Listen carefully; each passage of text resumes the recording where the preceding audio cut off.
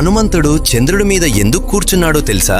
రామసేతుని నిర్మించే సమయంలో రాత్రి అవుతుంది. శ్రీరాముడు వానరులతో కలిసి ఇక్కడే పడుకోవాలని అనుకుంటాడు. కాని హనుమంతుడు నా ప్రభువు నేల మీద ఎలా పడుకుంటాడు అని ఆలోచించి ఆయన చేతులతో ఒక చిన్న ఇల్లు నిర్మించడం మొదలు పెడతాడు. అంతలో లక్ష్మణుడు అక్కడికి వచ్చి, హనుమా, నా అన్నకి సేవ చేయటం నా బాధ్యత. ఎన్నో సంవత్సరాలుగా నేను ఆయనకు సేవలు చేస్తూ వస్తున్నాను. ఇప్పుడు నా పని నువ్వు చేయటం సరికాదు. నువ్వు వేరే పని చూసుకో అని అంటాడు. దానికి హనుమంతుడు చిరునవ్వుతో, నన్ను క్షమించండి, నేను దీన్ని తిరస్కరిస్తున్నాను. నేను కూడా నా ప్రభువుకి పరమ భక్తుర్ని. నేను కూడా నా ప్రభువుకి సేవలు చేసుకోవచ్చు అని వినయంగా చెబుతూ తన పని కొనసాగిస్తాడు. ఇలా ఇద్దరూ ఎవరు రాముడికి సేవ చేయాలి అని వాదించుకుంటారు. ఇద్దరికీ రాముడిపై ప్రేమ అపారం. ఈ వాదన పెద్ద గొడవగా మారకూడదని భావించిన రాముడు అక్కడికి వస్తాడు. హనుమా, ఈ పని లక్ష్మణుడే చెయ్యనివ్వు, నీకు దీనికంటే గొప్ప కార్యాన్ని అప్పగిస్తాను అని అంటాడు. అప్పుడు హనుమంతుడు, సరే స్వామి, అదేంటో చెప్పండి అని అంటాడు. అప్పుడు రాముడు,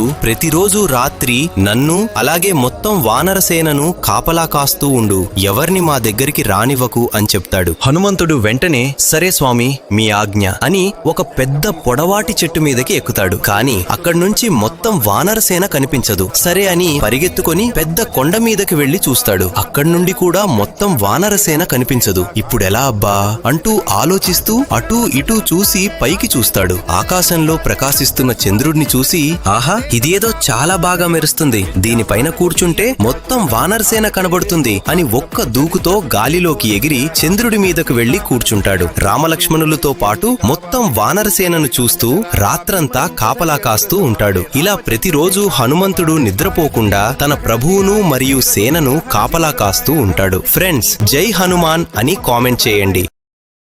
Download ShareChat.